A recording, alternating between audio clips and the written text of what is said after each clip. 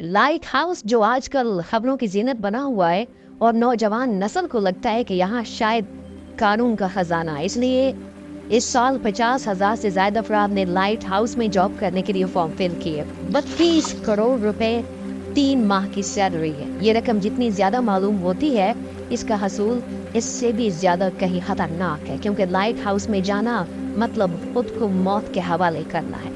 अब तक 400 से ज्यादा अफराद वहां जा चुके हैं, जिनमें से महज 3 खुशकिस्मती वापस आए हैं और उनका दालो पता है कहाँ से है? बांग्लादेश से है।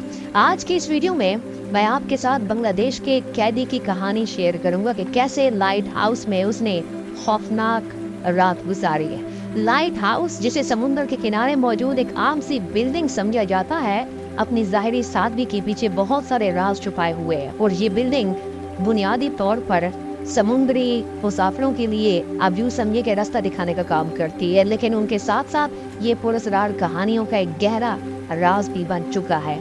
ये जगह ऐसी कहानियों से भरी पड़ी है जो सुनने वालों के दिल में एक अजीब सा खौफ दिखा देती है। और कुछ लोग कहते हैं कि यहाँ जन्नत का बसेरा है।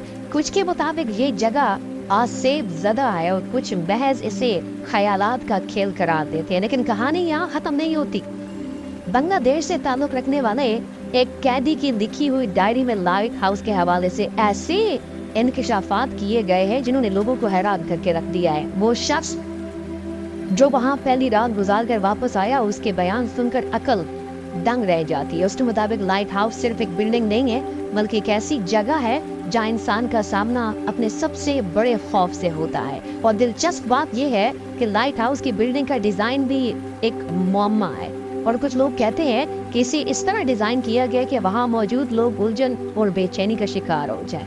इसके अंदरूनी रास्ते और गोल शक्ल ना सिर्फ जिस्मानी बल्कि जहनी उलझन पैदा करते हैं। ये बात तो वाज़ेह है कि लाइट हाउस के बारे में जितनी कहानियां मशहूर है, उतनी उसके किरदार के ऊपर भी क्वेश्चन मार्क है। क्या ये वाकई मावरी मखलूक की जगह है या फिर महज इंसानी तखय्युलात का एक नतीजा है? इन सवालों के जवाब जानने के लिए इस वीडियो को एंड तक जरूर देखिएगा। दोस्तों, कहानी का सबसे दिल दहला देने वाला हिस्सा शुरू होता है जब एक कैदी सैरॉफ जो है अपनी जिंदगी की सबसे खौफनाक रात गुजारने के लिए लाइट हाउस पहुंचता है। और वो एक एग्रीमेंट के तहत, यानी पैसों के लालच में यहाँ पहुंचा था। लेकिन जैसे ही हेलीकॉप्टर उसे वहाँ उतार कर चला गया, उसे एहसास हुआ कि ये एक ऐसी जगह पर है जहाँ खौफ हर तरफ साया किए हुए। और शाम ढलते ही अजीब सी खामोशी ने इस जगह को अपने हिसार में, अपने लपेट में ले लिया। समुद्र की लहरें मामूल से ज्यादा तेज लग रही थी, लेकिन ये शोर किसी और खतरे का पेश पैमा था। सैरॉफ के मुताबिक जैसे ही मगरिब का वक्त हुआ, पहली बार उसे एक अजीब आवाज सुनाई थी। ये आवाज ऐसी थी जैसे हजारों औरतें एक साथ मातम कर रही हों। एक मातम जैसा शोर वहाँ पे था। उसने खुद को तसल्ली देने की कोशिश की कि ये महज लहरों की गूंज है, लेकिन दिल मानने को तैयार ही नहीं था। सैरॉफ ने खौफ के आलम में नमाज पढ़ने की कोशिश की, लेकिन जैसे ही वो रकू में गया, उसे लगा कि जमीन लरज रही है। वो बार बार अपने कान बंद करने की कोशिश करता, लेकिन वो आवाजें इतनी बुलंद थीं कि उनका रास्ता रोकना पॉसिबल नहीं था। ये सिर्फ आवाजें नहीं थी, बल्कि एक ऐसा खौफ था जो उसके दिल की धड़कन रोकने को तैयार था।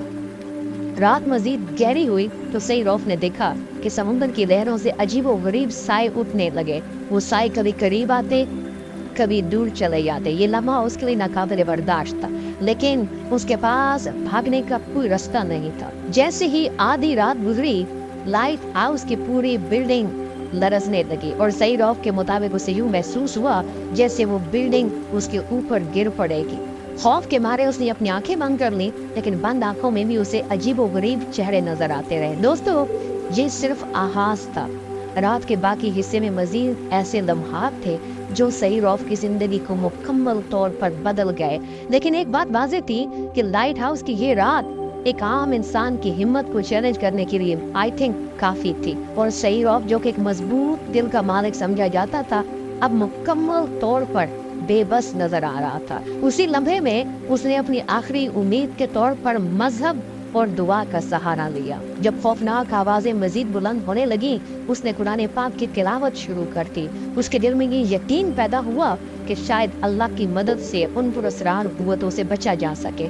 सही रौफ के मुताबिक जैसे ही उसने तिलावत शुरू की, आवाज़ें लम्हे भर के लिए थम गई, लेकिन यह खामोशी ज़्यादा देर तक बरकरार न रह सकी। जैसे ही वो एक सूरत ख़त्म करता, दोबारा वही चीखें, वही मातम, वही लरसती हुई आवाज़ें उसे अपनी गिरफ्त में ले लेती। लेकिन उसने हार नहीं मानी और एक के बाद एक दुआ करता रहा और कुरान की मुख्तलिफ आयात पढ़ता रहा और दिल में अल्लाह से माफ़ी मांगता रहा कि शायद उसकी गलती की तलाफी हो जाए। ये लम्हा सिर्फ खौफ का नहीं था, बल्कि ईमान का इम्तिहान का लम्हा भी था। और सही रौफ का कहना ये, जब इंसान खुद को बिल्कुल बेबस महसूस करता है तो उस वक्त दुआ की ताकत सबसे ज़्यादा महसूस होती है। ये दुआ और कुरान की तिलावत ही थी जिसने उसकी हिम्मत को जिंदा रखा और ना खौफ का आलम उसे, शायद ये जो खौफ का आलम था शदीद पहले ही ख़त्म कर चुका होता, लेकिन दुआ के बावजूद खौफ ख़त्म होने का नाम ही नहीं ले रहा था।